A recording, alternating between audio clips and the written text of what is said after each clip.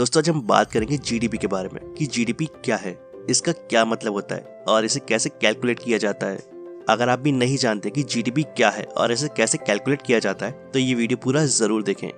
दोस्तों आप कई बार इस वर्ड को टीवी या न्यूज़पेपर में पढ़ते और सुनते होंगे कि हमारे देश का जीडीपी इतना बढ़ गया है या फिर इतना कम हो गया है, और तब आपके मन में ये सवाल जरूर आता होगा कि जीडीपी होती क्या है।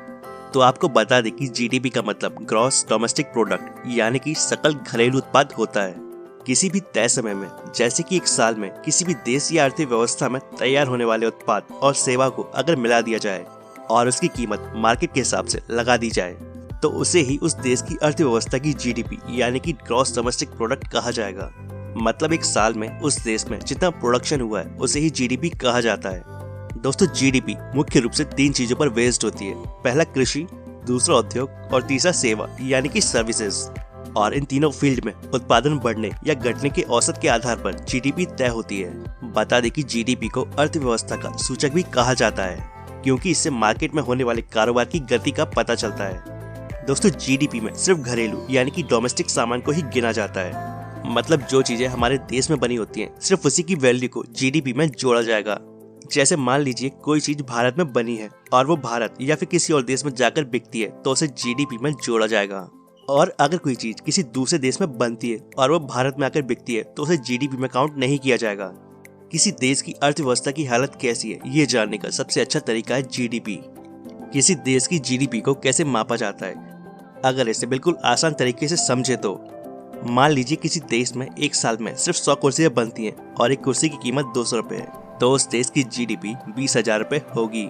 लेकिन आपको बता दें कि जीडीपी मापने का फॉर्मूला कुछ और है जो कि आप स्क्रीन पर देख सकते हैं। GDP equal to C plus I plus G plus X minus M। यहाँ पर C का मतलब है कंज्यूमर एक्सपेंडिचर, I का मतलब है इंडस्ट्रीज इन्वेस्टमेंट, G का मतलब है गवर्नमेंट एक्सपेंडिचर और X का मतलब है एक्सपोर्ट माइनस इम्पोर्ट। जैसे मान लेते हैं कंज्यूमर एक्सपेंडिचर $100 है, इंडस्ट्रीज इन्वेस्टमेंट भी $100 है, गवर्नमेंट एक्सपेंडिचर भी $100 है और एक्सपोर्ट और इंपोर्ट भी $100 है, और तब जीडीपी होगी $300 क्योंकि जीडीपी की वैल्यू निकालते समय एक्सपोर्ट को इंपोर्ट से माइनस कर दिया जाता है। अब बात करते हैं कि जीडीपी कैलकुलेट क्यों की जाती है। दोस्तों जीडीपी किसी भी देश की इकोनॉमिकल हेल्थ के बारे में बताती है। जीडीपी एक नंबर होता है जो बताता है कि देश की आर्थिक स्थिति कैसी है।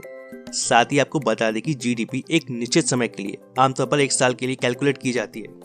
जीडीपी को कैलकुलेट करने के बाद जो नंबर आता है तो उस नंबर से अलग अलग देशों की जीडीपी की तुलना की जाती है और पता किया जाता है कि दूसरे देशों के मुकाबले हमारे देश की आर्थिक स्थिति कैसी है। अब जान लेते हैं कि जीडीपी बढ़ती कैसे है। दोस्तों किसी देश की जीडीपी तब बढ़ती है जब उस देश के निवासी उसी देश में बनी हुई चीजों को खरीदते हैं। जैसे अगर आप भारत में रहते हैं और भारत में बनी हुई चीजें खरीदते हैं तो भारत की जीडीपी बढ़ेगी।